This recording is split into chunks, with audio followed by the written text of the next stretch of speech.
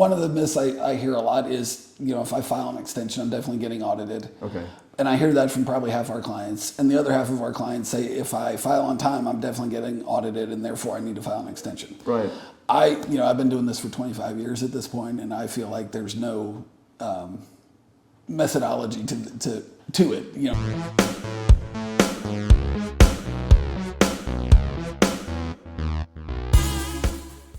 All right. Hey, Dave. How you doing? I'm doing great. How are you? Pretty good. Thanks for doing this. Oh, thanks for talking me into it, I guess. Well, I hope I didn't pull your arm too hard, but we'll see how it goes. right. So you are a certified public accountant. Correct. Right? And you have your own firm. Correct. David Kesel, CPA. Yes. Right. I'm sure our viewers would like to hear from a CPA. It's always a big thing every year to file taxes. It should be a big thing for everybody every year, but maybe not. Right. But you're an expert. Yes. And I'd love to ask you a bunch of questions. Okay. But first of all, the first thing we do is we get to know you. So tell us about where you're from, where you came up from, your family, all that stuff. Okay. Yeah. So I'm originally from Columbus, Ohio. Okay. I was born and raised in Columbus, met my wife in Columbus. Uh-huh. Her father got transferred down to Dallas, and that's how I ended up following them down here. The way I tell the story is she said, I'm moving to Texas with my parents. You can do whatever the heck you want. And so I chose, because we had just gotten married, I chose to follow her down here. And that was 25 years ago. We've been down here ever since. So most of your childhood and all your life was in Columbus? Yes. I am 50 years old, and I spent 25 years in Columbus and now 25 years in Texas at this point. When you met your wife, how old were you guys? So my wife and I actually went to high school together. Okay. We didn't know each other in high school. She was a year behind me. Okay. But we went to high school together, and we ran into each other at an adult drinking establishment. Okay. About 6 years after high school. Okay. And that we just started dating after that. Oh, okay. So I think I was 22 or 23 when we met, probably 23. Where'd you go to school then?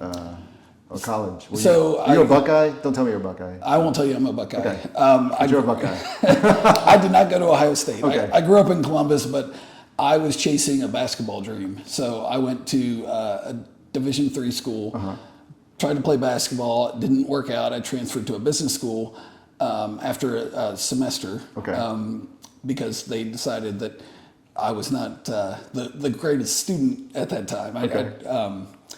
I wasn't as conscientious about grades as I maybe should have been when I first got to college. But you went to college to play basketball? I went to college to play basketball. That's awesome. Yeah. And then, so that didn't work out. I transferred to a business school. And then after a year, I transferred to another college, trying to play basketball again because I wasn't convinced. And then after I'd been there for a little while, I realized I was not going to the NBA and I needed to just get my accounting degree and be done. So I'd always majored in accounting ever since I first went to college. So I transferred back to the business school and got my degree and got to work. What made you be attracted to accounting? Because I have a business degree too. And I actually had to take my accounting class, my first year accounting class, over again because I got a D in it. I couldn't understand it. It was the only class that I had this much trouble in. You taking accounting, what made you kind of gravitate towards it? That's a good question. I figured out in high school I wanted to be a CPA, and I don't really know why, other than my father was a CPA, and my youngest brother's a CPA. I'm one of 6, and 2 of us are CPAs, and my dad was a CPA. So I sometimes tell people that he filled out my college application, and that's how I became an accounting major. Sometimes I say that it was the first major on the list, so that's how I picked it. But in actuality, somewhere in high school, I took an accounting class and just realized that I really enjoyed doing the actual accounting. And can you tell us what part of that you enjoyed? Honestly, it was kind of like building a puzzle. A lot of it, they would give you certain facts, and in school it's great because they give you all the facts that you need. Right. So you can take those facts, put them into a puzzle, or put them into the spreadsheet and come up with the answer. That I just really thought that made a lot of sense. So right. And I've just been attracted to it ever since. It's fascinating how the brain works because I was totally confused by all of it, and you're like saying it's totally making sense to you. Yeah, well, my wife says that accounting is backwards. So debits and credits are backwards. It doesn't make any sense. So maybe that's why. Maybe my brain is just backwards. I don't know. But all right. So you met your wife. She comes to Dallas. And then you follow her, right? Yes. Okay. And so what happens when you get to Dallas? What's going on with you? So we had actually, we'd been married about 6 months before we moved here. And my wife was about 4 months pregnant, I think, when we moved here. So were you an accountant at the time? Yes. Okay. So I worked at Arthur Andersen in Columbus. Okay. And Arthur Andersen, you may know, was the auditor of Enron. And so when Enron happened, Andersen went away. And I had actually left Andersen and moved to Texas about a year before all that happened. Okay. So I I left Andersen when I left Columbus and went to work at a local or a regional firm here in Dallas. Okay. So just out of curiosity, when all the Enron stuff was happening and you're at Arthur Andersen, were people talking about stuff? This is not right, or something's going on? Was there any rumors about that? No, I never heard anything about that. I mean, the only thing that there was a big push to increase revenue, and a lot of it had to do with when Andersen split between Andersen Consulting, which is now Accenture, and the accounting side.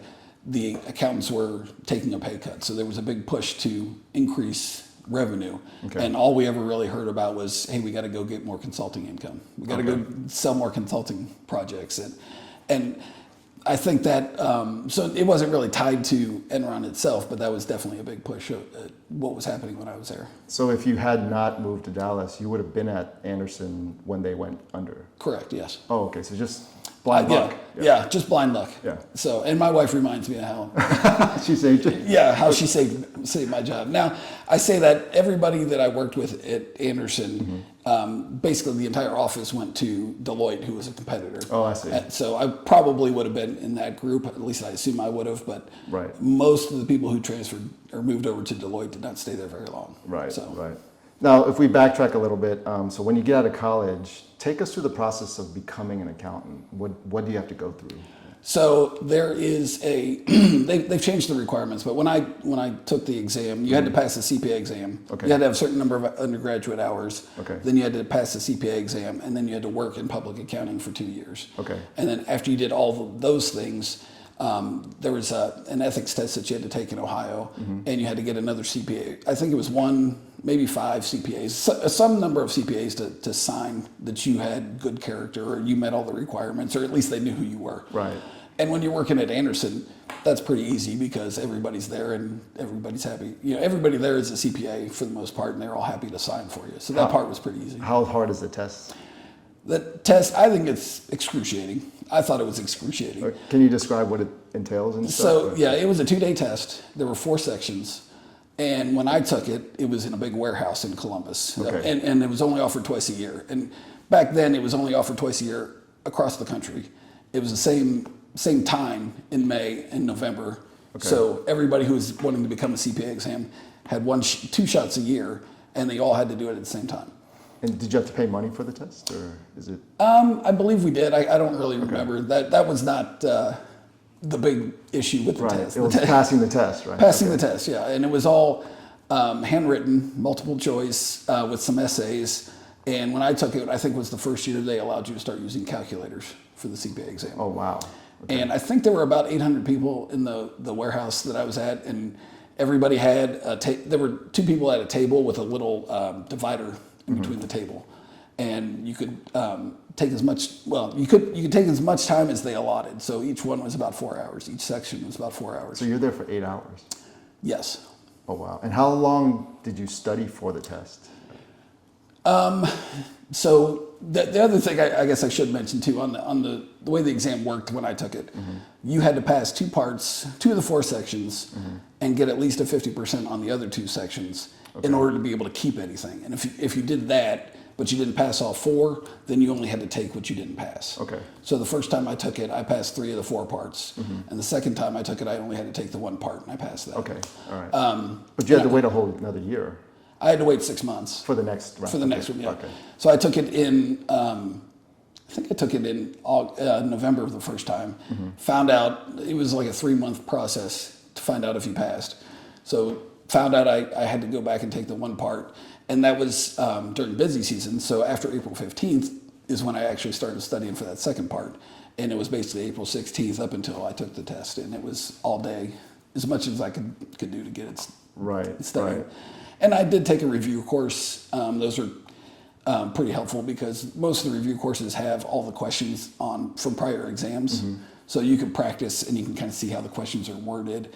They tell you the answers so that you can kind of get used to what those questions are. So I did that while I was still in school because I was not very patient. So I would go to school at night, and then on the weekend, I worked all day, went to school at night, and then on Saturdays I would spend 8 hours at a CPA review course. Were you working at a CPA firm while you're doing all this too? I was, yes. Okay. All right. So you're all in. Yeah. Right? Yeah. I was pretty exciting back then. Way more exciting than I am now. Sure. Okay. So you became a CPA in Ohio. Correct. And then when you came to Texas, do you have new things you have to pass, or do they take that license here? Yeah, most states have reciprocity where if you're licensed in another state, they basically just need you to pay a fee, and then they'll give you a license in that state. Okay. Texas did have, I had to take an ethics course and then pay the dues and make sure that I was still in good standing and send my transcripts and all that stuff to get licensed here in Texas. Okay. And now I have license in both Texas and Ohio. Oh, okay. But if you go somewhere else, you have to pay for whatever other state you're at. If I wanted to get licensed in another state, I would have to pay to get licensed in another state. I see. And then, do you have to take any reoccurring things throughout the year, or what do you have to do to keep that license? Yeah, to maintain our license, we have to have 40 hours of education, continuing education every year, board approved continuing education. Okay. What does that entail? Like school, or do you have online classes? A lot of what I do anyway is online classes every year, just because the tax law changes, and I do mostly tax work. We spend either a whole day or 2 days, 8 to 16 hours of that doing just an update. So anything that's changed in the past year, and we usually do that live in person. Okay. And then we'll do a lot of online stuff. Okay. For the rest of it. How much of a pain is it when the tax laws are constantly changing? Like, how difficult is it to maintain or keep up with everything? I don't think it's terribly difficult. Sometimes they change something that's a huge pain to deal with, but generally it used to be this, now it's this. Okay. So as long as you've got a baseline, it's not the worst thing in the world to keep up with. Okay. And I tell everybody it provides a lot of opportunities for CPAs. So I think the reason they changed the law really is just to keep me employed. Sure. I don't know if that's true, but I feel like a lot of times that might be what they're doing, because things will change and then they'll go back to where they were, or it'll be some variation of what it was before. Does it change depending on who the political party in charge is at the time? Generally, yeah. Okay. Yes. All right. Anything you remember where the change was so drastic you were like, whoa, what's going on? Or the changes in 2018 were pretty drastic. Can you explain what happened? Or so a couple of big things that they did in 2018. If you're a corporation, a regular C corporation, and you pay tax, it used to be that your tax rate was up to 35%, which was one of the highest corporate tax rates in the world. And so the thought was that that's preventing people from wanting to do business here or keeping investments in the U.S. So what they did was they dropped the tax rate down to 21%.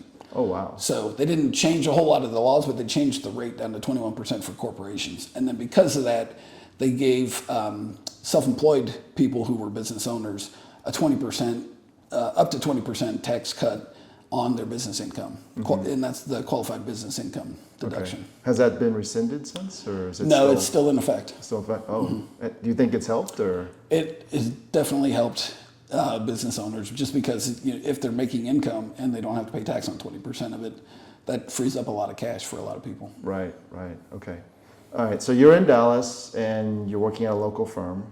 How long were you doing that for? And then when did you start thinking about going off on your own, I guess? So I've kind of kicked it around really ever since I started, even up in Columbus. Okay. I started thinking, hey, maybe I could do this on my own, but I never really had the nerve to go from getting a paycheck twice a month to not knowing when or if there was money coming in.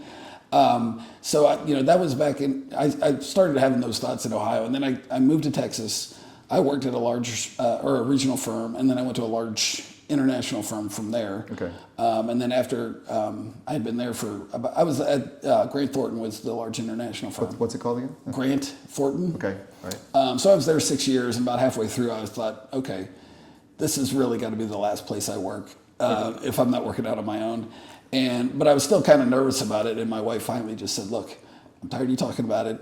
If you're going to do it, now's the time to do it. Sure. And if it doesn't work out, it doesn't work out, and we can go do something else. Right. And so right. having, that support really kind of helped push me and motivate me. Sure. But in order to do it, you still had a family support while you're doing this, right? Correct, yes. Okay. So what kind of finally, was it just your wife saying that, or did something else happen that pushed you over the edge? No, it was really just her saying, if you're going to do it, let's do it. Okay. So, and she went to work for the school district at that point to cover the insurance. Mm-hmm. And I bought a small firm in McKinney, and that's how I got started. Oh, so you took over an existing company Yes. already? Okay. Mm-hmm. What was that transaction like? How did you find them, or? So there is there's business brokers, and there's some that specialize in accounting practices. Mm-hmm. And so I signed up with one of them, and they just sent me, every time there was a listing, a new firm that came out, they send it to their network of people who are looking to buy practices. And I found the one I liked and said, this is the one I want to go acquire it. I met with the owners or the owner, and I think that process took about 4 months to go from our initial meeting until the time we closed on the transaction. What was happening during those 4 months, you think? I was trying to secure financing because I didn't have enough money to actually buy a practice, so I had to convince a bank to let me borrow some money to buy a practice. So you took out a loan to buy Mm-hmm. your practice? Mm-hmm. Okay. Is that a difficult thing to do, or what's the bank? So yeah, it's a little tricky because what you're buying is basically a customer list, mm-hmm. and the customers have no obligation to stay. Right. So and I probably was a little naive about how big of a risk I was taking by borrowing money and having no assets really to secure those. Sure. But working with the owner to let all the clients know and sending out letters and making sure that I was available to meet with everybody who had questions really helped with that transition. And we've been able to keep a lot of those initial clients that we bought 10 years ago, 12 years ago. Is that what finally convinced the bank you were good to loan the money to? Or? No, what they said was they could lend based on the historical earnings of the practice. Okay. So they could see that there was enough money there, assuming that everybody stayed. And they also had me on the hook. And it was an SBA loan, so the SBA kind of kicked in to help the bank feel more comfortable with me. Right. So you have a loan now. You have a new business. Yep. You're not getting the 2 paychecks a month like Nope. you were. How are you feeling mentally right now? So, well, fortunately, I timed it so that we closed on the purchase on February 1st, which is one of the busiest times of the year for a CPA. Sure. So I didn't really have time to worry about it because I had to get going doing some taxes because it was tax season. Mm-hmm. So I didn't really start panicking until the summer when it was, before going down. The revenue, the cash flow was a lot different in the summer than it was in the spring. Sure. And that's when I was, starting to question it. But I mean, it was never like real serious. It was just kind of like, hey, it'd be great if a check showed up today. Right. Or, hey, I could really use a new client right now. And, but in the end, it's all worked out so far. When you took over, was there a lot of pushback from existing clients? Like, who's this guy? Where's the old guy? I know the old guy. Was there? There was definitely some of that, yes. Okay. Yeah, and so one of the things I did was I kept the sign out front of the original owner, mm-hmm. and that way I felt, anyway, one, I didn't want to pay for a new sign right away because It would be another expense. Right. Signs are expensive. Right? Signs are expensive, right. But also if somebody was not notified or if they didn't get the letter or didn't pay attention and they just showed up, mm-hmm. I didn't want them to see a different sign and think, okay, well, I'm just going to keep driving to the next guy. Or, right. I thought, hey, if they see the sign that they recognize, I can talk to them once they get in and let them know, we've got you covered and everything's going to be fine. But I didn't want to lose people before they got in the door. Right. And I think that helped. I don't know, maybe it didn't help, but I feel like it helped. How long did it take before you got kind of comfortable with your situation and everything? Well, I'm 12 years in at this point. I'll let you know when it happens. No, I totally understand because, I'm all in with this business and every day is terrifying. And you never know what's going to happen. I start with a plan every day of what I want to get done, but by the time I get to the office, sometimes people have other plans for me. Sure. But the fact that you've been around 12 years means you have something viable here and it's sustained you this long. Most businesses don't last this long. Yeah, that's awesome. I like to think, yes, I like to think so. Okay. Did you do any marketing, advertising? Like, how did you grow your client base? So I do a lot of, not a lot, I do like referral a lot of our marketing is referral-based marketing, I'll put it that way. I don't do a whole lot of just general advertising. I have a client that owns a magazine, so I advertise in that magazine. Okay. I've got another client that does social media marketing, so I have them help me with my social media marketing. Okay. And then everything else is just kind of referral-based. Really? And the referrals are the best thing, probably. Yeah, Okay. yeah. I mean, definitely if especially somebody I'm working with refers me to somebody else, then they know, and it's kind of automatic credibility with that new person. So Right. it's a lot easier sale. And as a CPA who doesn't like talking to people, that's perfect for me. Right, right. So before we found you guys, though, we interviewed other CPAs, and they all said, like, it's so hard finding help because there's so many people coming into Dallas, and it's a booming city. Do you find that same issue? Like, is it hard to service so many clients, or how's that? It definitely can be. And I am constantly looking for new employees to hire. Okay. So I don't constantly advertise that I'm looking for people, but I am constantly looking for people. Are the kids not wanting to become CPAs now? Or? No, believe it or not, CPA is not like a sexy profession for people to get into. I know that's shocking, but it's just gotten, it's not something that a lot of kids want to do. And because they've changed the requirements so much, Is it harder now? Or? It's a little bit. I think the test is easier. The testing process is easier, but most states now have a bigger education requirement. So instead of 4 years of school in college, now most states require that you're there 5 years. Oh, wow. And I think that's really kind of hurt the profession, just because most people are tired of college after 4 years. They're ready to move on after 4 years. What made the change to 5 years? I don't know. I'm assuming that they felt that profession felt that there was an education gap that they needed to make sure that they filled. Right. So that would be what I presume. So are the business schools now making the degree plan 5 years instead of 4 years? Most of them. Oh, wow. And most of them you end up with an MBA. So Okay. For that 5th year is the MBA year, so you end up with an MBA degree. Right, right. So when you're looking for a new CPA to hire, what are you looking for then? Just if somebody's watching this and Yeah. So generally what I'm looking for is somebody that's got experience, or at least has some familiarity with what we do. So if they'd worked in a big firm or a small firm, that'd be great. If they're a recent graduate, that's not as great, just because we have a shortage of people, and I'm constantly looking for people. Right. Training somebody, from scratch would be a significant investment of time that I may or may not want to do. Right. For the right person, sure, but it would have to be somebody that really impressed me. Are there personality traits you look for? A personality would be that would be the trait. Well, the stereotype is the CPAs don't have a personality. Most CPAs don't have one. I like to think I do, and I'd like to think that if I'm hiring somebody, that they have to have a personality, or at least be able to put up with mine. Right, right. Tell us what your daily, every day is like for you, like both during the busy season and the lesser season, but it's still pretty busy for you, right? It's still pretty busy. I mean, it's the end of May right now, and I'm still doing tax returns for people who we extended in April. They came in early April, and we're still trying to get some of those done. Right. Every day is a little bit different, especially for me, because I spend part of my day, parts of every day I'm doing client work. I'm preparing tax returns, I'm reviewing tax returns, and I'm doing other stuff related, other client work. Part of the day I'm dealing with the practice, like, did the internet go down? Our IT guy was here this morning making sure that one of the hard drives got replaced, and that we all had, the latest way that to have multi-factor authentication. Right. Make sure we have that on everything, right. And that everything's locked up and secure. So part of my day is dealing with firm stuff like that, and then I always try to spend a little bit of time figuring out some way to market to somebody, either an existing client. Hey, there's something that you can do here, or there's this new rule or new law, or something along those lines.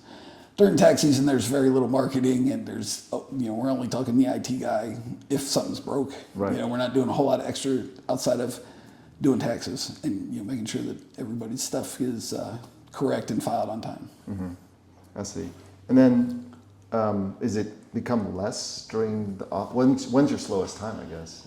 So yeah, during the summers it's pretty slow. June, July, first half of August is pretty slow, and then we get real busy again in September and October, and that's just because anybody who filed an extension has to file. The extended due dates are September 15th for businesses and October 15th for individuals. Right, right. So we have a lot of procrastinators, and it helps us out as much as it helps them out. Sure. But we end up spending a lot of time doing tax returns in the fall as well. And Sure. then once we get past October 15th, between then and the end of the year, it's relatively slow. So when you're not doing tax returns, are there other services you provide besides that, or is it just mostly tax returns for you? It's primarily tax returns, but we do provide monthly bookkeeping and accounting services. I had a client the other day that wants to become a resident of another country, and for whatever reason, that country needed personal financial statements, so I did personal financial statements for them. Okay. For them to present to the country, I guess, to see if they can become a resident of that country. So things like that come up from quite often. Right, right. So let's get into the tax portion of this. Okay, that's what everybody's been waiting for. There's a lot of myths and hey, he can do this and all kinds of stuff. Yep. The first question I asked is, what's like the biggest myth that people have about taxes? Like, do you run into any weird things or? I feel like there's a lot of myths out there for sure. One of the myths I hear a lot is, if I file an extension, I'm definitely getting audited. Okay. And I hear that from probably half our clients. And the other half of our clients say, if I file on time, I'm definitely getting audited, and therefore I need to file an extension. Right. I've been doing this for 25 years at this point, and I feel like there's no methodology to it. If you're going to get audited, you're going to get audited, and it doesn't matter when you file the return. Okay. And what keeps you from getting audited, I guess? What should people do, I guess? Or Well, I'd love to say, hire David Kesel, CPA, and Sure. you won't get audited, but that's not correct. There are certain things that I think trigger an audit. The IRS doesn't say, hey, if this happens, you're definitely getting audited. Right. But there are definitely certain things that can make you more likely to get an audit. One of the ones that I saw is somebody who took a deduction for using their vehicle for their business, and they had to. You have to record and report how many miles you drove for business. Right. And that person, I did not prepare this return. They did it themselves, and then when they brought it to me, they were being audited, and they had 120,000 miles. 120,000 business miles. what kind of business was this? They were home health, so there was a lot. Right. But when they went back and actually did the mileage log like they were required to do, it was closer to 50,000 miles, not 120,000 miles. Okay. So there was a little tax bill at the end. But Right. And but things like that definitely stick out to the IRS. I think they, if something looks out of place, if you've got too many charitable deductions based on your income, if you've got 120,000 even miles for the year, that's going to look weird. If you've got a business that never has any revenue but has a bunch of expenses, that's going to look weird. Okay. And the bigger the numbers, the quicker they're going to want to come. Right. Check things out for you. So is it true you think that if you're a small fish, they don't care as much, or?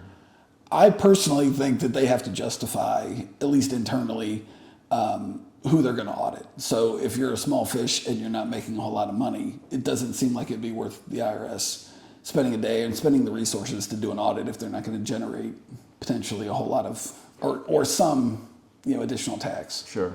So I think there's probably a income level where you're more likely than not. Okay. And so does that mean if you're a business owner and you start growing, the chance of an audit could be more likely, you think, or? It could be. I mean, I think there are a lot of the bigger companies that are just constantly under audit by the IRS. So anytime they file a return, they just know it's getting audited. And a lot of companies have IRS auditors just at their office all the time. Okay.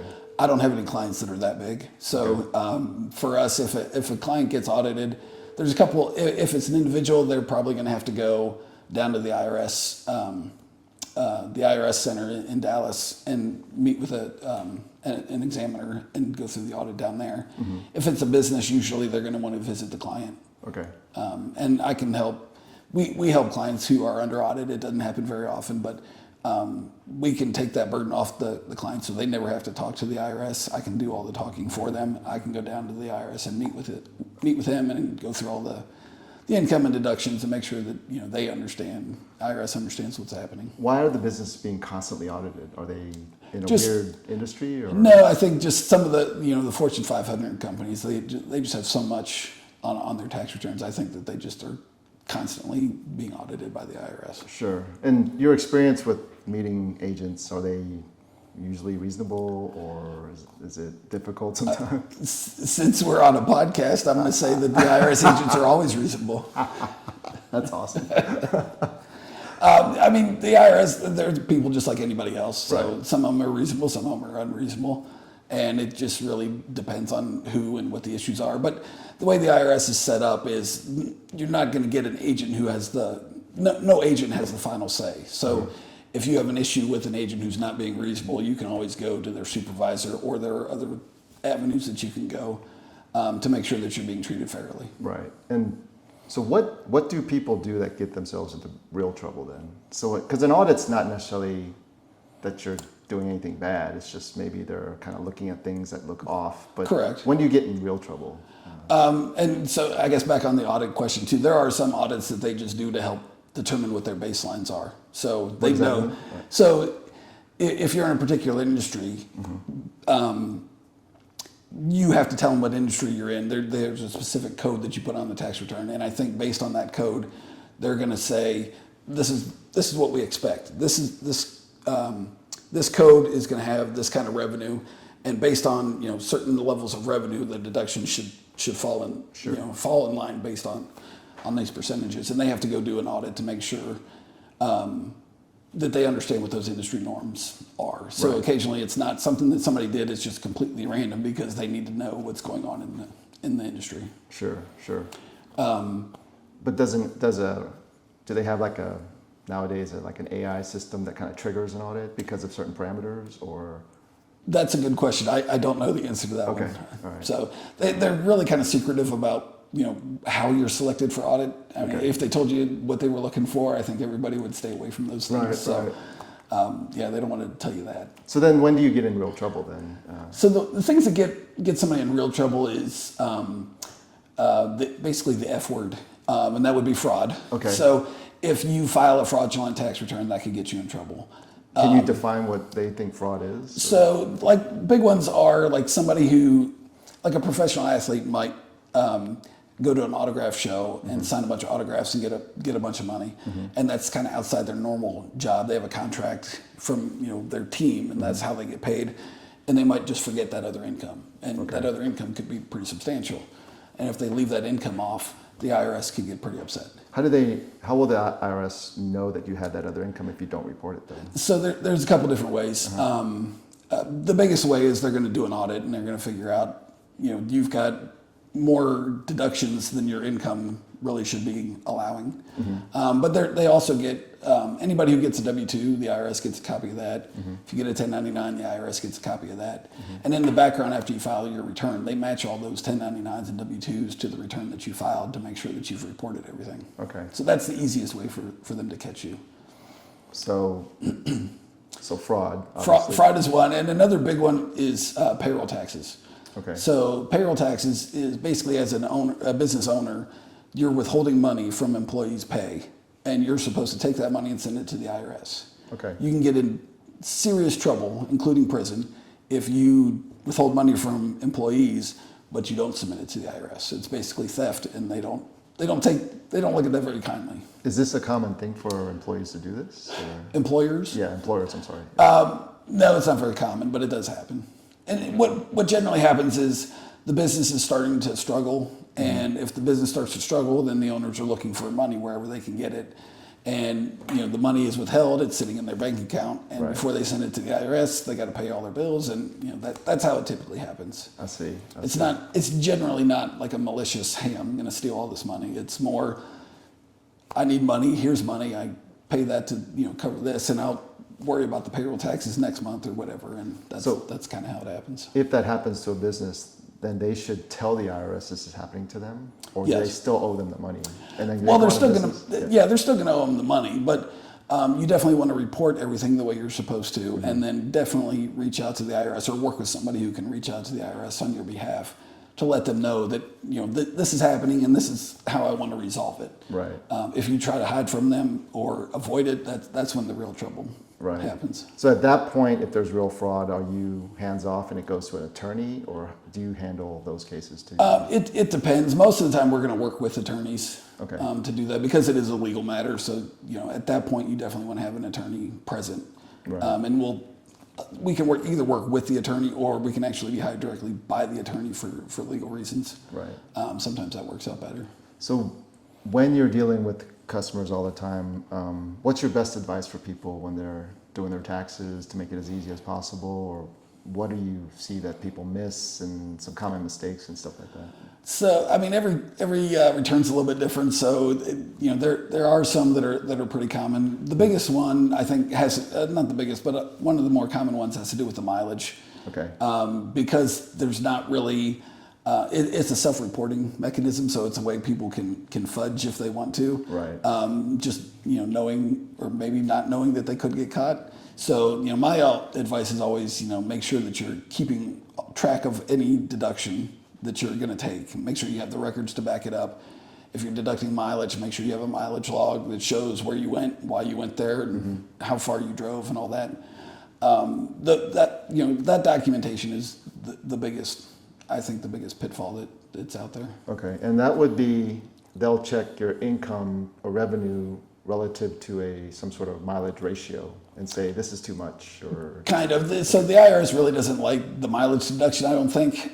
So, and the reason they don't like it is because there's no way that they can really verify it. Right, it's just my log, whatever I made. Yep. Right. Yeah. So, I mean, they do check third-party documentation on the odometer readings. So, if you get your oil changed or if you get your car serviced, that odometer reading is logged, and the IRS does have access to it. Okay. So they can see if they can see between periods where how many miles you drove. Sure. So if you get your oil changed or get your how serviced January 1st every year, then somebody's paying attention to what that odometer reading is, and the IRS can at least know, hey, this is how many miles they drove. Right. So this is the max they could do, and then we're going to start whittling it down from there. Right.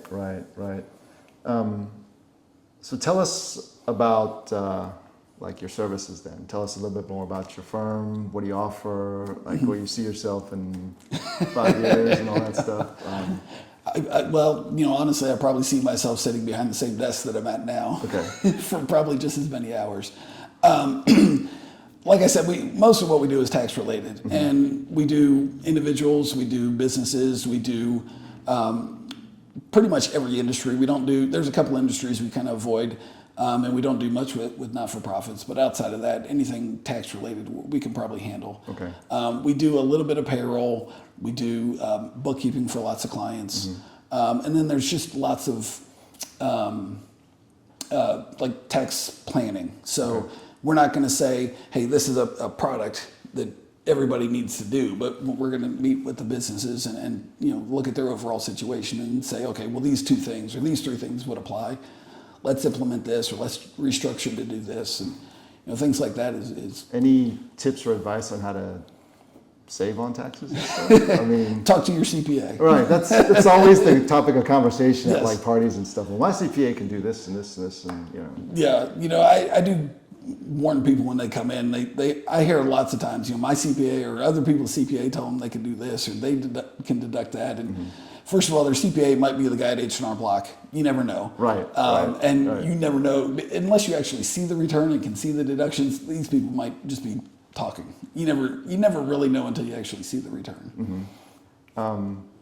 But there's nothing you can do until you actually see what they're doing to give them tips and advice on how to save here or maybe do this better or something. For the most part, I mean, there's things like maxing out your 401k always makes sense. Putting money into a health savings account, if you can, always makes sense. If you've got kids who you expect to go to college, put money in their 529 accounts. That's definitely going to make sense. Okay. Anything where you can get a deferral or an exclusion of taxes is going to make sense most of the time. Okay. Any weird stories that you got? Without any names, obviously. Yeah, I mean, there probably are. I'm trying to think. I didn't prepare for that question. Well, you know, I love the fact that you started your own company. I know you said you were thinking about that for a long time. I love the fact that you acknowledge that it's terrifying and all that stuff, because it's terrifying for us. Any final words? I think this has been great.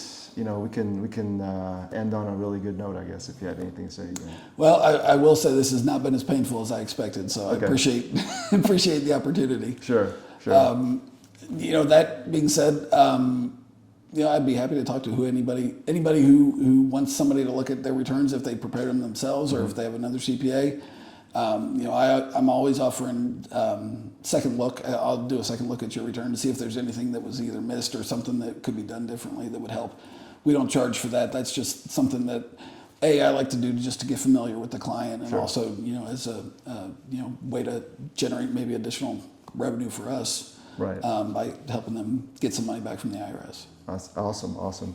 Well, thanks, Dave, and it's been awesome. It's a pleasure. Okay, thank you very much. Sure. Appreciate it. Thank you.